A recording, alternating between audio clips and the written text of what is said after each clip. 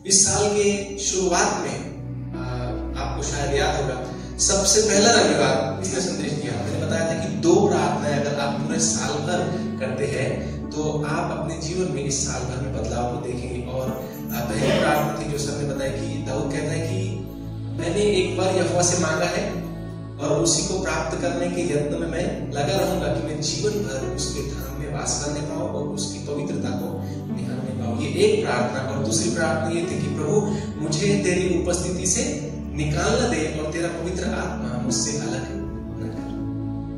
बहुत ज्यादा गहरी प्रार्थना ये है। अगर मुझे नहीं पता आप में से कितने लोगों ने इस प्रार्थना को किया, लेकिन मैंने इस प्रार्थना को इस साल भर में कई बार किया है और परमेश्वर ने मेरे जीवन में उसकी उपस्थिति को रखा है। और मेरी यही प्रार्थना भी है कि परमेश्वर की उपस्थिति आप पर और हम पर सदा बनी रहे। प्रगट उपस्थिति, अनुभव करने वाली उपस्थिति हमारे जीवन पर रहे। तो वो 2 प्रार्थनाएं, भले वो 2024 में मैंने शुरुआत में मैंने सुनाया था, लेकिन अगर अब अगर जागृत हुए हैं तो आप इस नए साल के लिए भी उन प्रार्थनाओं को दोहरा सकते हैं और उन प्रार्थनाओं को करके अपने जीवन में आप बदलाव को देखेंगे। और मैं दिल से परमेश्वर का धन्यवाद करता हूँ, क्योंकि परमेश्वर अपनी बुद्धि के अनुसार, अपने ज्ञान के अनुसार, उसकी पूर्व योजना के अनुसार उसने ये ठहराया कि इस साल का पहला रविवार मुझको उसने संदेश देने के लिए चुना और आखिरी रविवार भी मुझको ये मौका दिया गया, मुझको ये मौका मिला प्रभु की योजना के अनुसार। मैं प्रभु का धन्यवाद करता हूँ, संतो दादा का धन्यवाद करता हूँ। आज हम देखेंगे कि परमेश्वर के हृदय में आपके लिए क्या है। हम सभी लोग जो है परमेश्वर से प्रेम करते हैं। अगर ये सवाल मैं पूछूं कि कितने लोग हैं जो परमेश्वर से प्रेम करते हैं, तो मुझे पता है जवाब क्या होगा। सभी लोग हाथ उठाएंगे। पहले आप प्रभु को मतलब उसके साथ आपका कैसा रिश्ता है, उस चीज को आप कितना समझते हैं, ये मुझे नहीं पता, लेकिन फिर भी आप हाथ उठाएंगे ये मैं जानता हूँ। तो कितने लोग चाहते हैं कि हम सच में इस आने वाले साल में परमेश्वर की उपस्थिति में चले, उसके साथ हमारा मजबूती का रिश्ता हो, गहराई का रिश्ता हो। कितने लोग चाहते हैं कि हम इस आने वाले साल में परमेश्वर की सामर्थ में चले, अद्भुत जीवन हम जिए, आशीर्वादित भरपूरी का, दैविक चंगाई का, दैविक जीवन का जो जीवन है हम जिए। कितने लोग चाहते हैं? अगर आप ऐसा चाहते हैं तो आज का वचन आपके लिए है और केवल सुनकर इसको भूल मत जाइए। कोशिश करें कि इन वचन के अनुसार आप करें, क्योंकि परमेश्वर का वचन ही है जो आपका जीवन बदलता है। परमेश्वर का वचन जब आपके कानों के द्वारा आपके हृदय में, आपके मन में पड़ता है और जब आप उसको कार्य में लाते हो, तब वो आपको अद्भुत प्रतिफल देता है। लेकिन अगर आप परमेश्वर का वचन सुनते हैं और उसको उसके ऊपर कार्य नहीं करते, तो वो किसी काम का नहीं, आपके जीवन में फलवंत वो नहीं होगा। तो जैसा मैंने सवाल किया कि कितने लोग चाहते हैं, और सभी ने जवाब दिया कि हम चाहते हैं कि हम परमेश्वर के साथ करीब से उसके साथ हम चले, उसकी उपस्थिति में हम चले, है ना, उसकी संगति में हम चले। तो सबसे पहले आपके पास एक दर्शन होना चाहिए प्रियो। अगर आप परमेश्वर के साथ चलना चाहते हैं तो आपके पास एक दर्शन होना चाहिए, आपके पास एक उद्देश्य होना चाहिए, एक लक्ष्य होना चाहिए, एक एम होना चाहिए आपके लाइफ का। या फिर मैं इस प्रकार से कहूं कि इस 2025 में आपके जीवन का आपके पास एक गोल होना चाहिए कि मैं इस 2025 में खुद को यहाँ देखना चाहता हूँ प्रभु में, मैं प्रभु में ऐसी उन्नति करूं, या प्रभु में मैं ऐसा चलना चाहता हूँ। इस 2025 के लिए आपके पास एक कोई दर्शन, एक कोई प्लान, एक एम, एक गोल आपका होना चाहिए। क्योंकि बिना गोल के, बिना दर्शन के हमारा जीवन जो है अस्त व्यस्त होगा। जैसा चल रहा है चलन दो, है ना, इस प्रकार से हमारा जीवन होगा। हमारी इच्छा तो होती है प्रार्थना करने की, प्रभु की संगति करने की, मजबूत बनने की, बढ़ने की, विश्वास में बढ़ने की, प्रभु के सामर्थ में चलने की, लेकिन क्योंकि हम परमेश्वर के वचन के अनुसार कुछ जो प्रिंसिपल्स है उसको हम फॉलो नहीं करते, उन नियमों के अनुसार हम नहीं चलते, इसलिए कई बार हम इच्छा होते हुए भी हम उन बातों को अपने जीवन में हम नहीं देख पाते। तो सबसे पहले आपके पास एक दर्शन होना चाहिए, आपके पास एक दर्शन होना चाहिए। अभी बहुत सारे उदाहरण हैं, जैसे अगर आप घर बनाते हैं, जैसे अभी तिवारी परिवार ने घर बनाया है ना, तो उनका एक दर्शन था, एक उद्देश्य था कि हम खुद के घर में रहना चाहते हैं, ये दर्शन हो गया। दूसरी बात योजना, बिना प्लानिंग के, बिना योजना के उन्होंने घर बनाया होगा क्या? हेलो, बिना प्लानिंग के अगर घर बनाते तो कैसा बनता? कैसे भी बनाता है ना, दरवाजा किधर से, पायरी किधर से, खिड़की किधर से, है ना, सब जो चीजें हैं व्यवस्थित नहीं होती, अव्यवस्थित वो होती। तो सबसे पहली बात जो 2025 में जब आप 2 दिन के बाद जब आप इंटर करोगे, आपके पास एक सबसे महत्वपूर्ण की बात जो है वो होनी चाहिए, वो है दर्शन। आपके पास एक लक्ष्य, एक उद्देश्य, एक गोल, एक एम या एक दर्शन होना चाहिए कि मैं 2025 में प्रभु की संगति में इस गहराई से चलना चाहता हूँ। ये मेरी इच्छा है कि प्रभु तू मेरे जीवन में ऐसा उंडेले, अपने दान वरदान को, अपने पवित्र आत्मा को, अपनी सामर्थ को, अपनी आग को, अपनी पवित्रता को, मैं तेरे साथ इस तरीके से चलना चाहता हूँ। ऐसा एक दर्शन, ऐसा एक एम, एक गोल आप ठहराइए। उसके बाद में आपके पास एक योजना, एक प्लान होना जरूरी है। आजकल हम बहुत सारी चीजें प्लान के करते हैं, मतलब बिना प्लान की कोई चीज नहीं होती, है ना। प्लान के विषय में या फिर योजना के विषय में हम सोचते नहीं। हम जब योजना बनाते हैं तो हम योजना बना रहे हैं करके ध्यान नहीं देते, लेकिन हम योजना में शामिल होते हैं, है ना। मान लो जैसे अभी हमने क्रिसमस का प्रोग्राम किया, आप संतो दादा से पूछिए 38,000 रुपये का उन्होंने जो खर्च बताया, क्या वो बिना योजना के हुआ, बिना प्लान के हुआ? खाना क्या ठहराना है ये उन्होंने योजना की होगी, क्या रखना है क्या नहीं रखना है ना, कहाँ करना है, कैसी अरेंजमेंट करनी है, सारी बातें एक योजना के तहत वो हुई है, एक प्लान के अनुसार वो हुई है। हर एक चीज, अब आप लाइफ इंश्योरेंस लेते हैं या कोई LIC आप खरीदते हैं तो आप उसकी योजना को चेक करते हैं, है ना, कि आगे आने वाले 10 साल में मुझको उसका बेनिफिट क्या मिलेगा, उसकी योजनाएं क्या है, उसका प्लान क्या है, आप चेक करते हैं। आप साधारण सी बात, जब आप फोन पे रिचार्ज मारने जाते हैं तब आप प्लान चेक करते हैं, 2 GB वाला है या 1.5 GB वाला है ना, 2 GB वाला है या 1.5 GB वाला है, कॉलिंग फ्री है या फिर अनलिमिटेड है, SMS है, उसमें SMS पैक आता है या नहीं, है ना। सारा प्लान हम चेक करके लेते हैं, कितना महीना चलेगा, वैलिडिटी कब तक है, सारी बातें हम चेक करके लेते हैं। हर एक बातों में योजनाएं महत्व की है, ये महत्व की चीज है। हम इसको करते हैं लेकिन इसमें कभी ध्यान नहीं देते। मान लो आपको कहीं जाना है और अगर कोई व्यक्ति आपको बोले कि चलो हमको जाना है, तो आप तुरंत तैयार होगे, आपका मन तुरंत रिस्पॉन्स करेगा कि हाँ चलो जाएंगे। कोई बिना काम का व्यक्ति, जिसको हम कहते हैं रिकामा, है ना, कोई रिकामा व्यक्ति ऐसा जवाब दे देगा कि हाँ चलो जाएंगे। लेकिन अगर कोई पारिवारिक व्यक्ति को या किसी काम करने वाले व्यक्ति को आप बोलो कि अरे ऐसा ऐसा काम है हमको जाना है, तो बोलेंगे यार अभी तो एकदम अचानक तो जाना नहीं होगा, ऐसा करते अपन कल जाएंगे। योजना बनाते हैं, जब आप योजना बनाते हैं तब होता यह है कि आपका मन उसको सहमति देता है। और हमारे मसीह जीवन में हमारा मन सबसे ज्यादा महत्व है ना। हम सभी को पता है, परमेश्वर का वचन लिखा है कि सबसे अधिक अपने मन की रक्षा करके भी जीवन का मूल स्रोत जो है वही है, उसी में है। क्यों? क्योंकि हमारा मन ही है जिसके द्वारा हम चलन करते हैं, हमारा मन ही है जिसके द्वारा हम परमेश्वर के वचन को मनन करते हैं, जिसके द्वारा हम परमेश्वर के वचन को अपने जीवन में कार्यरत करते हैं, जिसके द्वारा हम फल ला सकते हैं परमेश्वर के लिए या अपने जीवन के लिए हम आशीषित हो सकते हैं। वो हमारा मन ही है। हमारा मन ही है जो निर्णय लेता है कि मुझको प्रार्थना करनी है या नहीं करनी है। उसके लिए हमारा आत्मा, पवित्र आत्मा की सहायता से हमारी मदद करता है। तो आपको अगर परमेश्वर की उपस्थिति में गहराई से चलना है, आपको उसकी संगति में अगर गहराई से चलना है, उसकी सामर्थ में, आशीष में आपको चलना है, तो आपके पास एक दर्शन और दूसरा एक योजना, एक प्लान का होना बहुत ज्यादा जरूरी है। क्या ये परमेश्वर के वचन के हिसाब से है?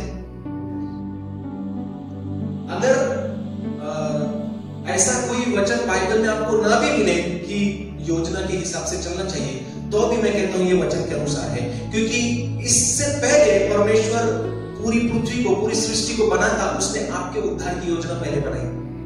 हालेलुया। उसने सबसे पहले आपके उद्धार की योजना बनाई। के अनुसार, अपने पूर्व ज्ञान के अनुसार परमेश्वर ने देखा कि जब मैं मनुष्य जाति को बनाऊंगा तो वो किस तरीके से पाप में गिरेगा, किस तरीके से मनुष्य जाति बिगड़ जाएगी, कैसे वो मेरी बनाई हुई पवित्र सृष्टि को भ्रष्ट करेंगे, तो उसको बचाना कैसे, उसको रिडीम कैसे करना, उससे छुटकारा उसको उसमें से कैसे दिलाना है। सृष्टि बनाने के पहले परमेश्वर के वचन में लिखा है कि प्रभु यीशु मसीह जो है सृष्टि के पहले ही वध हुआ। तो इसका मतलब हमारा परमेश्वर भी दर्शन रखता है और योजना के अनुसार काम करता है। ऐसा नहीं है कि वो सर्वसामर्थी परमेश्वर है तो वो बिना योजना के कुछ भी कर सकता है। वो कर सकता है बिना योजना का, लेकिन वो डिसिप्लिन का परमेश्वर है ना, व्यवस्थित बातों का, शांति की बातों का वो परमेश्वर है। कोई भी चीज वो अस्त व्यस्त अपनी मर्जी से जब जीने आए तब ऐसा वो नहीं करता। सब बातें प्री प्लान, एक योजना की तरह, एक योजना के अनुसार वो करता है, एक योजना के अनुसार वो करता है। बिना योजना के परमेश्वर कुछ नहीं करता। और मैं और आप, हम और आप परमेश्वर के बेटे बेटी हैं, तो हम में जो उसका स्वभाव है, हम जो उससे जन्मे हैं, हमको भी अपने परमेश्वर के नियम के अनुसार, उसके वचन में जो कानून दिए हैं, प्रिंसिपल्स, उसके अनुसार हमको, अगर हम जीते हैं उसके अनुसार जब हम चलते हैं तो हम देखेंगे कि हम परमेश्वर के साथ चल रहे हैं। हमारा स्वभाव उसके स्वभाव के अनुसार हो रहा है। क्यों? क्योंकि जैसा वो है, जैसा हमारा पिता है, वैसे हम कर रहे हैं। हमने खुद को डिसिप्लिन में डाला है। अस्त व्यस्त जीवन हम नहीं जी रहे। एक योजना के अनुसार हमने ठहराया है कि मुझको परमेश्वर के साथ में चलना है। ये परमेश्वर के वचन के अनुसार है।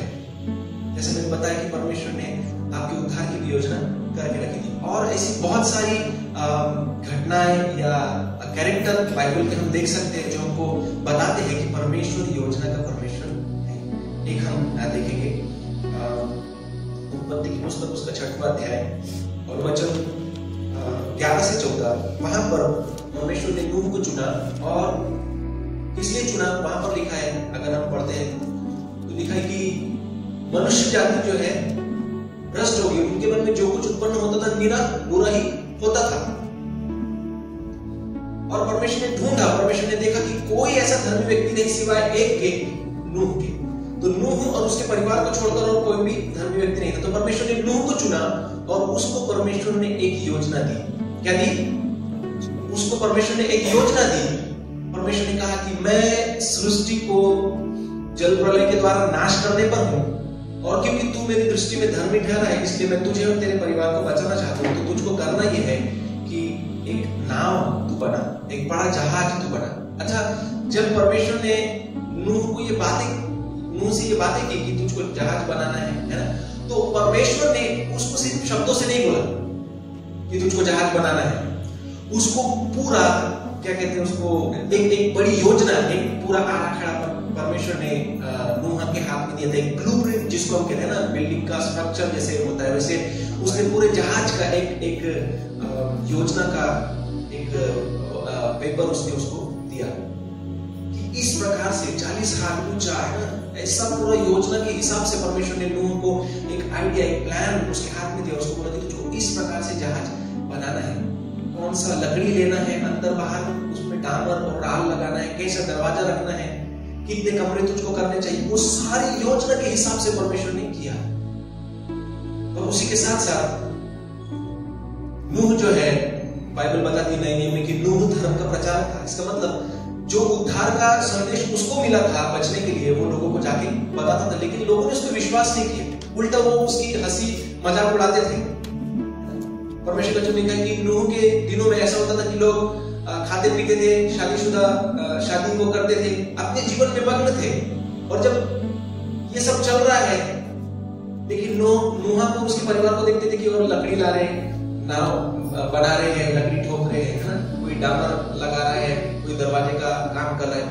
और उनको भी इनविटेशन होता था, उनको भी शादियों में या किसी कार्यक्रम में या त्योहारों में बुलाते थे, लेकिन ये लोग अपने काम में व्यस्त थे, क्योंकि उनको पता था कि परमेश्वर अपनी योजना जो है, उसका जो पृथ्वी का नाश करने का जो उसका इच्छा है, वो जल्दी करने वाला है। तो ये काम उसको तुरंत खत्म करना था। लेकिन नूह ने अपने आप को उन लोगों में मिक्स नहीं किया। वो अपने परमेश्वर के साथ में उसकी आज्ञा के अनुसार वो चलता रहा। और जब दिन आया जल प्रलय का, तो केवल 8 लोग बचे नूह के साथ। नूह के साथ केवल 8 लोग, मतलब सिर्फ उसका परिवार जो था वो बच पाया। तो ये परमेश्वर ने एक योजना के तहत किया। वो चाहता था कि वो लोग भी बचे, वो चाहता था कि बाकी लोग प्रभु पे विश्वास करें। नूह को जो संदेश प्रभु ने दिया था, वो लोग उस संदेश पे विश्वास करें और अपने पापों से फिरकर संसार की बातों पे नहीं, अपराध और पाप की बातों पर नहीं, अंधकार की बातों पर नहीं, परंतु परमेश्वर के पीछे वो चले, ऐसा वो चाहता था। लेकिन उन्होंने विश्वास नहीं किया। दूसरा हम देखते हैं यूसुफ का उदाहरण, उत्पत्ति की पुस्तक 41 अध्याय वचन 36, और उसमें इस प्रकार से लिखा है, वह भोजन वस्तु अकाल के उन 7 वर्षों के लिए जो मिस्र देश में आएंगे, देश के भोजन के लिए रखी रहे, जिससे देश का उस अकाल से सत्यानाश न हो जाए।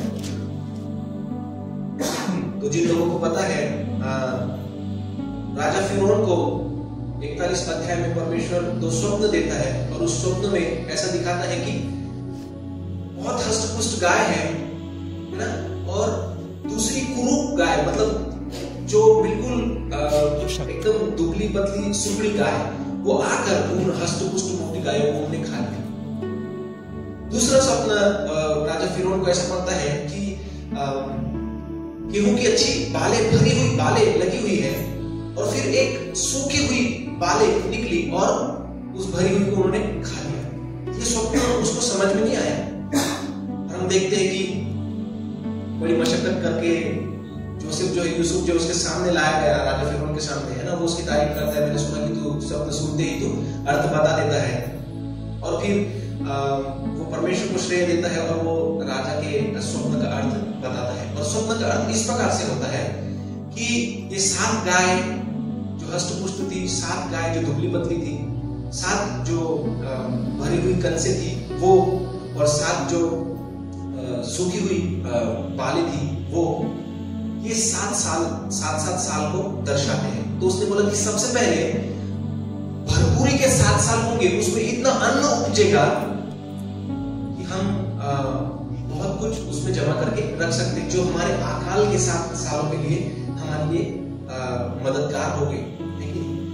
तो एक योजना उसके पास थी, वो योजना उसने राजा को बताया, और राजा के जो मंत्री है वो बोलते हैं कि अच्छा ठीक है, ये योजना तो बहुत सुंदर है, ये योजना बहुत अच्छी है, लेकिन हम इसमें ठहराए कि इसको ऐसा विश्वास योग्य व्यक्ति कौन है। तो उसके मंत्री उसको जवाब देते कि महाराज, जिसने योजना बताया है उसी को हम इसमें ठहरा दें। तो हम इस प्रकार से देखते कि यूसुफ जो है वहां पे बड़े अधिकारी का या फिर एक बड़े कारभारी का काम वो संभाल रहा था। तो उसने 7 साल अपना सब कुछ जो अनाज होता है ना, गेहूं चावल, सब कुछ उसने हर नगर हर शहर में उसने जमा करवाया 7 सालों तक, कोठरियां बनवा के, गोडाउन बनवा के। और अगले 7 साल जो अकाल के 7 साल होंगे, उसमें मिस्र देश में किसी को भी खाने की कमी नहीं हुई। सभी जो मिस्री थे, मिस्र के लोग थे, वो जीवित रहे।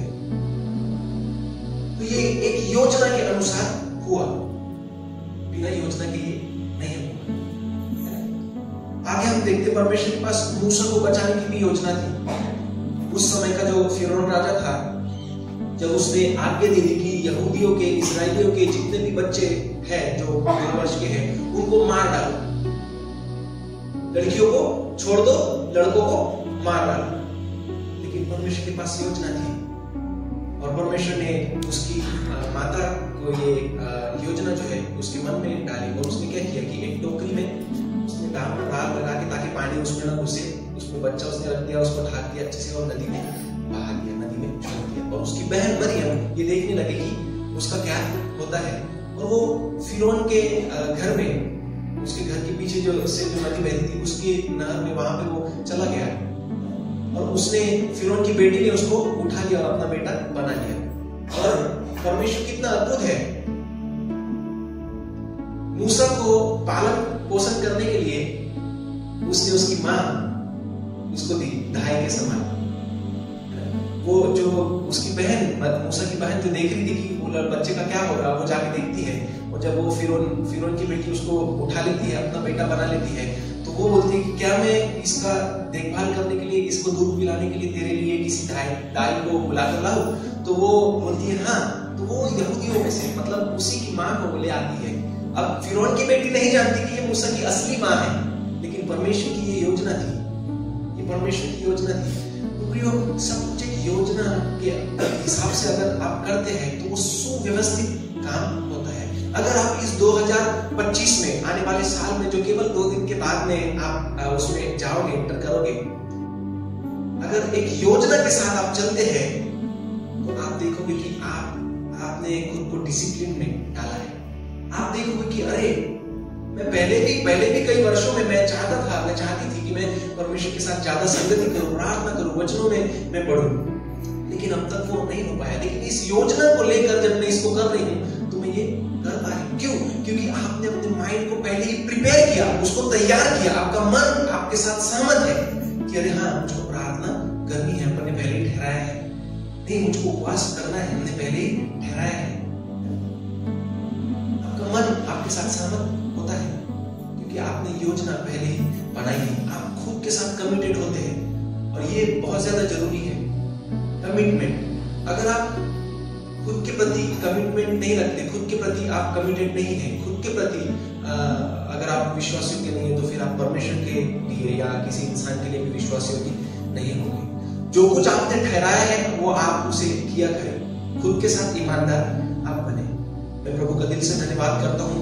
ये बात जो मैं आपको बता रहा हूँ, जो मैं आपको सिखा रहा हूँ, ये 2024 में पता नहीं परमेश्वर ने मेरे हृदय में काम किया और मुझको एक साधारण योजना दी, और उस योजना के अनुसार मैंने अपने पूरे इस साल भर को 2024 को मैं उसमें चलता है। ये नहीं है कि मैं उसको 100% मैंने अपना बेस्ट किया है, लेकिन मैं ये कह सकता हूँ कि 85% या 90% में उसमें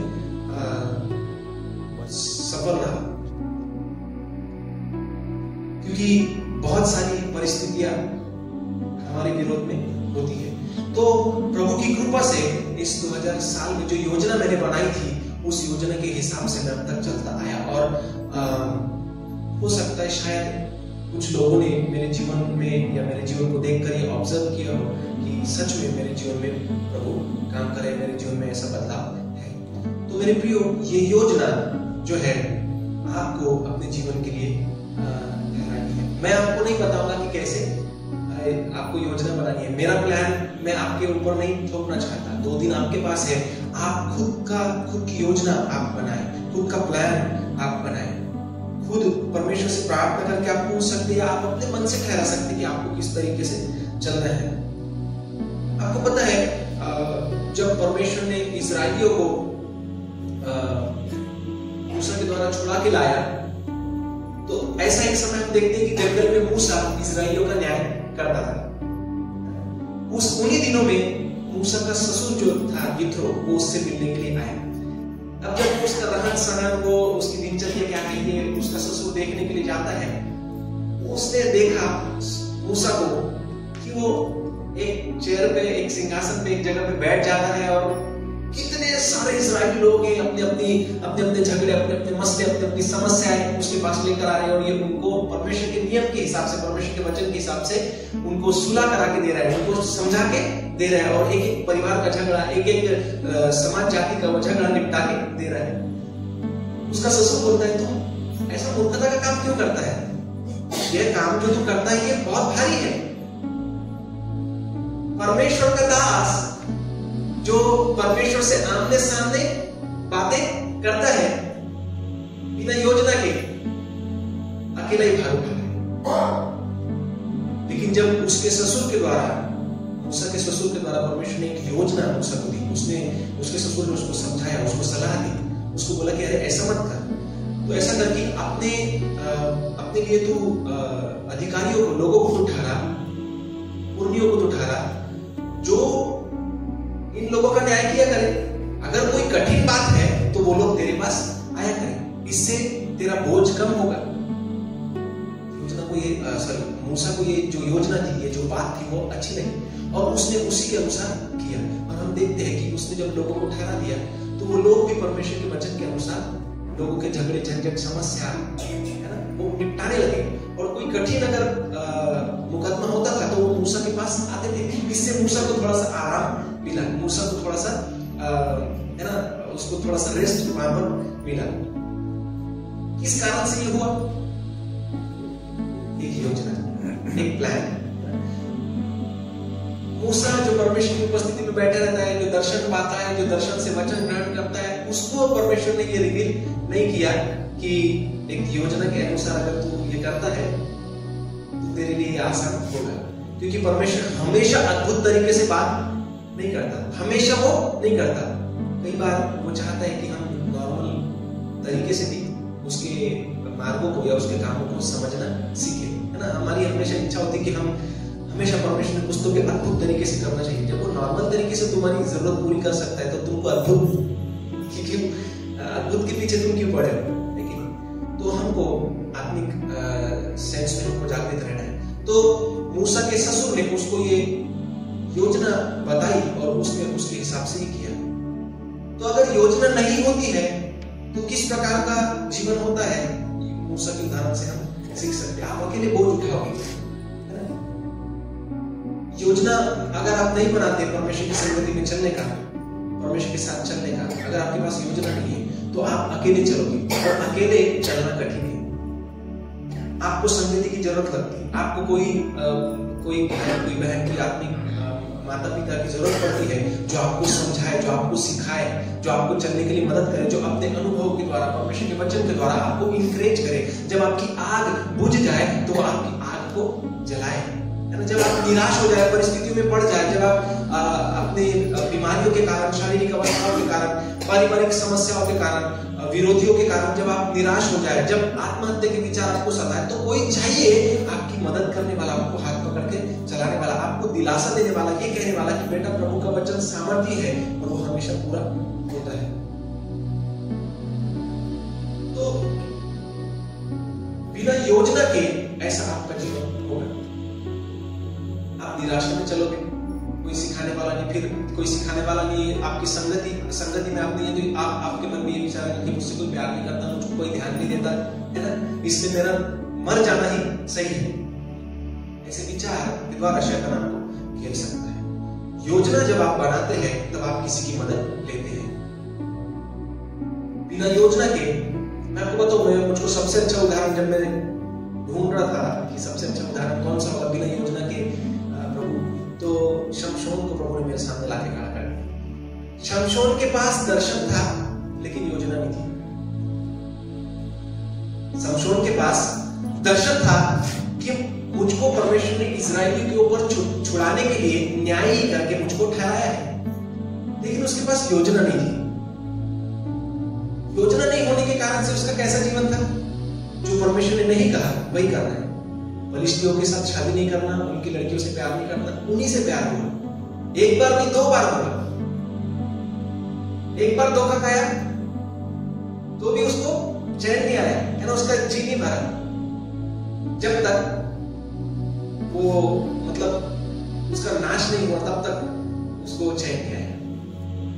दलीला ने उसको धोखा दे के बार बार कोई अगर होता तो 2 बार में मान जाता कम से कम, लेकिन जब तक वो उसके प्यार में इतना अंधा हो गया था, वो अपने लक्ष्य से उसका जो ध्यान था वो भटक गया था।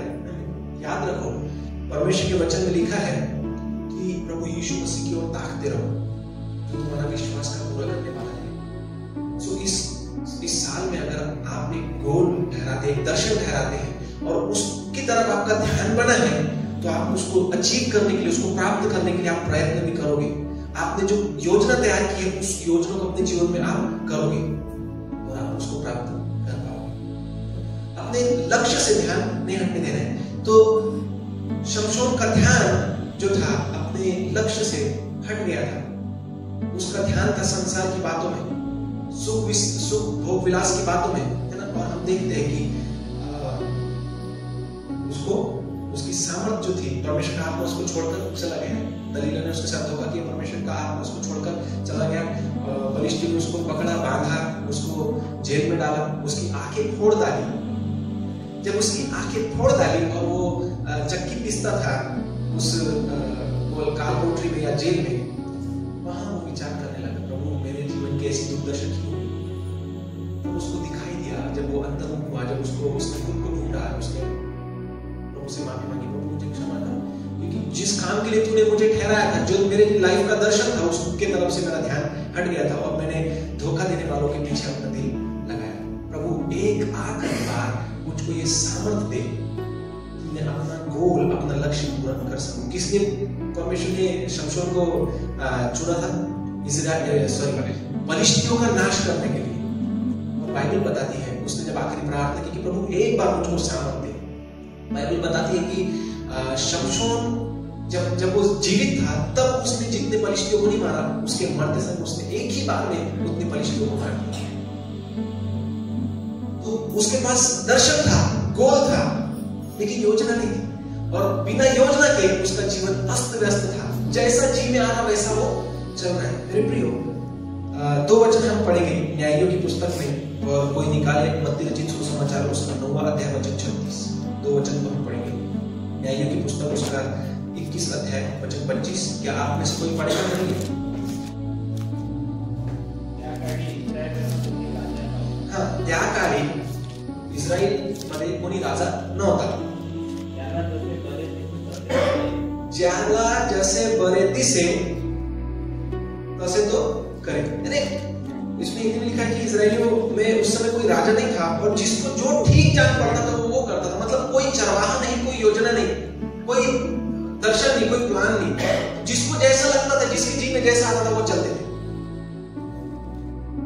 उन्होंने परमेश्वर के पीछे चलना छोड़कर आत्मिक व्यभिचार, जिसको कहते हैं मूर्ति पूजा, उन्होंने दूसरे जातियों के देवी देवताओं की पूजा आराधना करना शुरू कर दी. क्योंकि चलाने वाला कोई नहीं, दर्शन दिखाने वाला या योजना बताने वाला कोई नहीं. आगे उस वचन को हम पढ़ेंगे मत्ती रचित सुसमाचार 9 अध्याय वचन 36.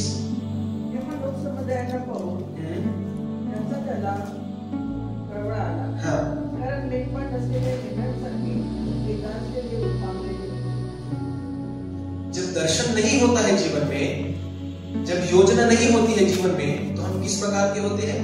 वहां पे लिखा है प्रभु यीशु मसीह ने एक बड़ी भीड़ को देखा और उसको तरस आया, क्योंकि वो उसको कैसे दिखाई देते थे?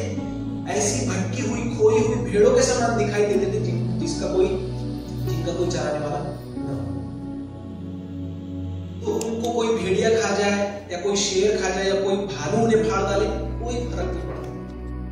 जैसा जीवन चल रहा है, क्योंकि रखवाला कोई नहीं है, क्योंकि उन भेड़ों ने अपने चरवाहे के पीछे चलना छोड़ दिया है. देखो, जब किसी भेड़ के ऊपर कोई चरवाहा होता है तो ऐसा मत समझिए कि वो भेड़ें सुरक्षित है. उसका कारण ये है कि भेड़ों का भी काम है कि अपने चरवाहे की आवाज को पहचान के उसके पीछे चलना. भेड़ भटक सकती है ना, इसीलिए हमको खोई हुई भेड़ का दृष्टांत जो है प्रभु यीशु मसीह ने बताया. 100 में से 1 खो गई. क्यों खो गई? क्योंकि उसको संसार की वो आनंद देने वाली बातें पसंद आ गई थी. वो भूल गई थी कि अरे मेरा चरवाहा तो इस रास्ते जा रहा है, वो इस रास्ते चली गई. जब भटक गई, चिल्लाने चीखने लगी, पता चला कि अरे मैं तो फंस चुकी हूं, मेरा चरवाहा पता नहीं कहां गया. लेकिन चरवाहा हमेशा आपको याद रखता है. वो आया, उन 99 को छोड़कर वो आया और उस एक को उसने बचाया. तो बिना योजना के, बिना दर्शन के आपका जीवन खोई हुई भेड़ के समान हो सकता है. या फिर भले ही आप उसके घर की भेड़ हो, है ना, उसकी खुद की आप भेड़ हो, फिर भी आपका जीवन ऐसा नहीं होगा जैसा वो चाहता है, जैसा आप इच्छा करते हैं. इसलिए इस आने वाले साल में मेरे प्रियो, मैं चाहता हूं कि आप अपने जीवन के लिए एक उद्देश्य, एक दर्शन, एक लक्ष्य आप ठहराओ, एक एम आप बनाओ, अपने लिए एक गोल ठहराओ कि ये पूरे साल भर में मैं चाहता हूं कि मैं ज्यादा से ज्यादा परमेश्वर की संगति में रहूं, मेरी आत्मिक उन्नति हो, मैं पवित्र आत्मा के अद्भुत वरदानों से भरूं, मेरा जीवन संपूर्ण रीति से बदल जाए. कब तक वही घिसा पिटा जीवन चलता रहेगा? कभी शांति, कभी अशांति, कभी आनंद, कभी खुशी, कभी फिर वही तकलीफ देने वाली बातें, कभी चिड़चिड़ापन, कभी बहुत ज्यादा धार्मिकता, शांति और समझ, कभी मूर्खता की बातें हम गुस्से में आके बोलते हैं और कभी हम बहुत ज्यादा समझदारी की बातें करते. ऐसा नहीं. हम एक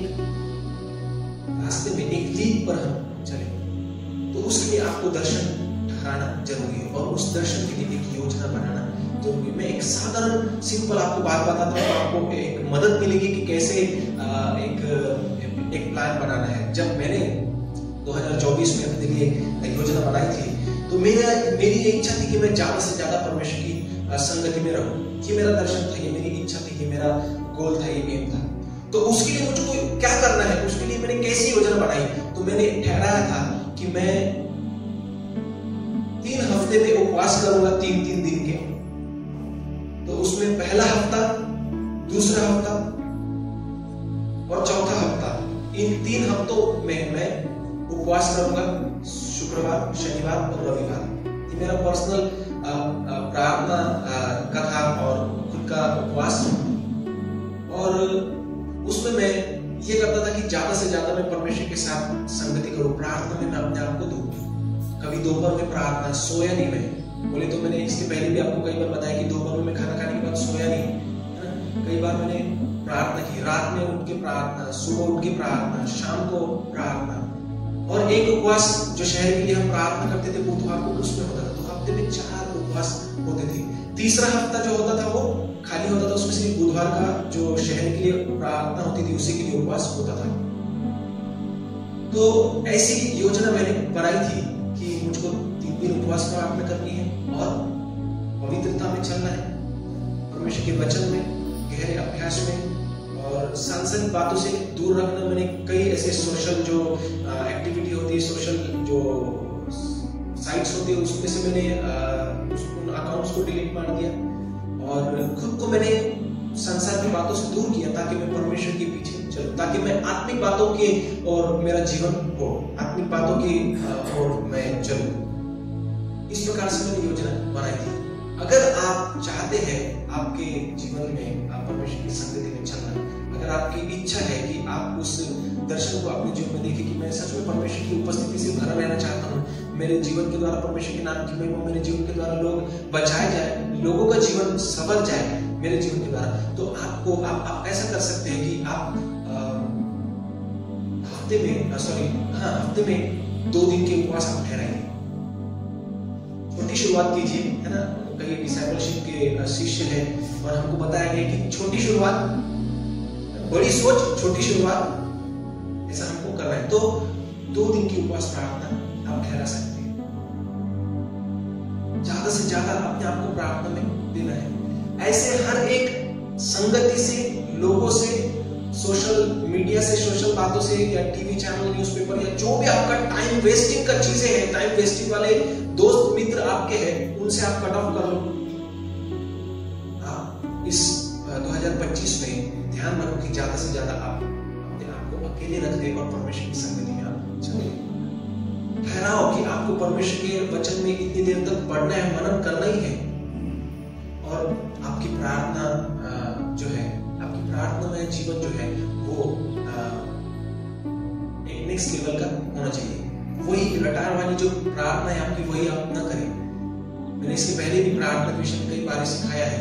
तो मैंने आपको एक बात मैं बताता हूँ कि अपने विचार की जो मर्यादा है उसको बढ़ाओ, है ना। याबेस की प्रार्थना हमेशा, मुझको पता नहीं क्योंकि मैंने याबेस की प्रार्थना में कभी गौर नहीं किया, लेकिन हमेशा मैं स्मिता आंटी से उसके विषय में सुना, वो गीत उनको पसंद आता है, उससे मैंने उसको सुना। तो याबेस की प्रार्थना थी कि प्रभु मर्यादा मेरी बढ़ा। तो आपकी बुद्धि की जो मर्यादा है, आपकी जो विचार की मर्यादा है, उसको आप बढ़ाइए। आप सिर्फ ये प्रार्थना न करें प्रभु माझी आत्मिक उन्नति मी करू इच्छितो, मला तू सहायता मदद कर। प्रभु को प्रार्थना करो कि प्रभु मुझको तेरे सात आत्मा को दे, है ना। आपने कभी सुना है परमेश्वर की 7 आत्माओं के विषय में? बाइबल में यशायाह की पुस्तक में हमको देखने के लिए मिलता है ना। आप ऐसी प्रार्थना करें, प्रभु मुझको तेरे पवित्र आत्मा के 9 वरदान दे। क्या ये पॉसिबल है? एक व्यक्ति 9 वरदान प्राप्त कर सकता है? हाँ, पॉसिबल है। आपकी कितनी गहरी इच्छा है, आपकी भूख प्यास क्या है, आपकी तड़प कैसी है, परमेश्वर उसके अनुसार आपको देगा। अपनी इच्छा के अनुसार वो आपको देगा कि आपने खुद को किस तरीके से उसके सामने साबित किया है। तो वही बच्चों के समान जो प्रार्थना हम हमेशा करते आए, प्रभु माझी ऐसी इच्छा है, मैं ऐसा करूं इच्छितो, तसा करूं इच्छितो, अपनी प्रार्थना में जीवन को आप अपग्रेड करें। तो मेरे प्रियो, ये एक छोटी सी सहायता, इसको आप समझो कि हफ्ते में 2 दिन के उपवास और ज्यादा से ज्यादा समय प्रार्थना में, मैं रात में प्रार्थना के लिए उठता था। तो आप भी क्योंकि देखो हम बिजी दुनिया में जी रहे हैं, है ना, सभी लोगों को एकदम जी तोड़ काम है। कई लोग बोलते हैं हमको सॉरी मुलाकात करने का टाइम ही नहीं मिलता, है ना। तो आप ऐसा करो, जब पूरा दिन आपका बिजी होता है तो आप अपना जो आपका व्यक्तिगत जो होता है ना, 8 घंटे 9 घंटे 10 घंटे नींद वाला जो समय आपका, 6 घंटे नींद वाला जो समय, उसमें से आप परमेश्वर को निकालो। जब आप उसमें से परमेश्वर के लिए टाइम निकालोगे, परमेश्वर आपको आशीषित करेगा, क्योंकि परमेश्वर किसी का कर्जदार नहीं रहता। अगर आप उसको 2 घंटे देते हैं तो मत भूलो कि उसने अपने आप को आपके लिए दिया है। आपका ध्यान दुनिया की तमाम बातों की ओर जाता है, लेकिन उसका ध्यान आपसे कभी नहीं हटता। हालेलुया। तो आप पूरे महीने में 4 हफ्तों में दो उपवास करके आप कर सकते हैं। दोनों एक साथ कीजिए, आगे पीछे, या फिर 2 दिन 3 दिन की गैप देके आप उसको कीजिए। मुझे नहीं पता, ये एक छोटा सा आइडिया आपको मैं दे रहा हूँ। आप उसको बदलाव कर सकते हैं अपने हिसाब से।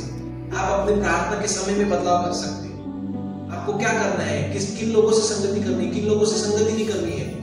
आप अपना गोल जितना अच्छा ठहराएंगे उतना अच्छा योजना आप बना पाएंगे। जितनी अच्छी योजना आप बना पाएंगे उतना अच्छा कार्य उसमें करना, उनको कमिटमेंट करना, और उसके बाद में आप उस दर्शन को पूरा कर सकते हैं। हालेलुया।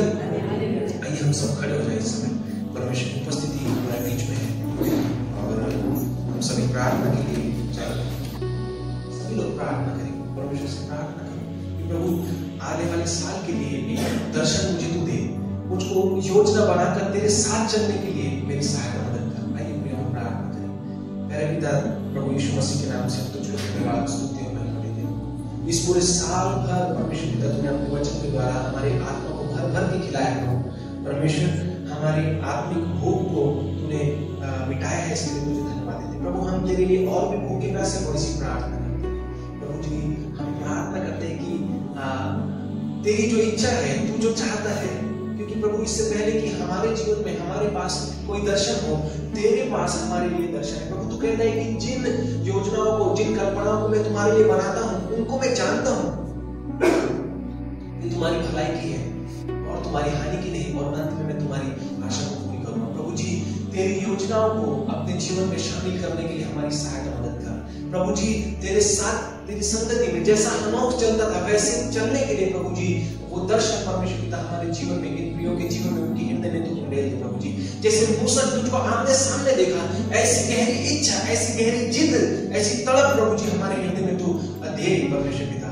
वो प्रभु परमेश्वर हम प्रार्थना करते हैं, हम पढ़ते परमेश्वर पिता यहोशू के विषय में, जब मूसा मिलाप वाले मंडप में तेरी उपस्थिति में महिमा के बादलों में होता था, वो तो प्रार्थना करके बाहर निकल आता था, लेकिन यहोशू उस महिमा के भरे बादल से, उस मंडप से बाहर नहीं आता था। ऐसा हमारा जीवन हो प्रभु कि हम तेरी उपस्थिति में 24/7 बने रहे खुदा। हमारे जीवन में तेरी उपस्थिति बनी रहे प्रभु। तेरे वचन में लिखा है कि तुम परमेश्वर के मंदिर हो और परमेश्वर का मंदिर पवित्र है। तूने प्रभु हमको जीवित मंदिर करके ठहराया है। वो प्रभु हम प्रार्थना करते हैं कि इस मंदिर को अपनी महिमा के बादल से भर दे। इस मंदिर को प्रभु जी अग्नि में जो खंभा होता था उससे तू भर दे प्रभु।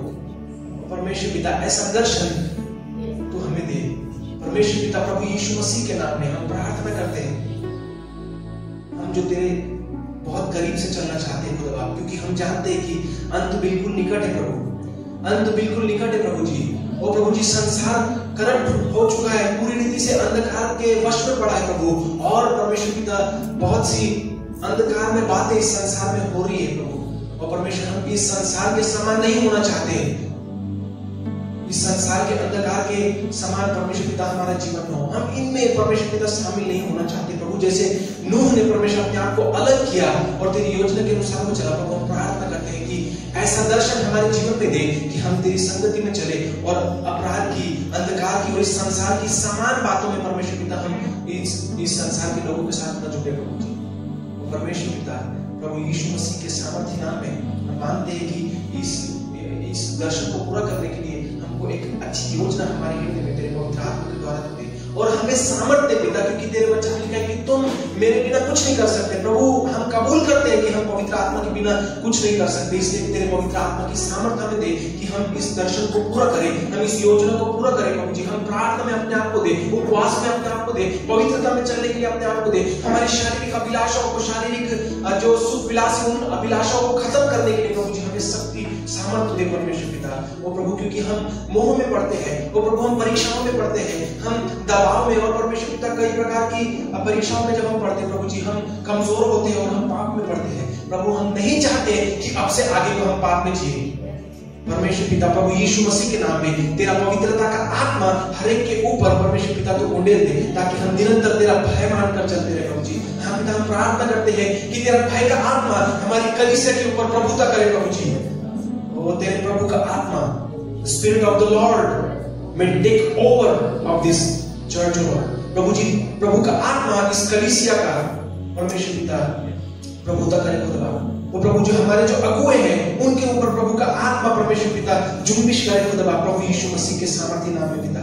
वो प्रभु ताकि तेरी योजना के अनुसार इस कलीसिया को आगे ले जाए, तेरी योजना के अनुसार तेरे लोगों को, तेरी भेड़ों को परमेश्वर पिता आगे ले जाए परमेश्वर पिता।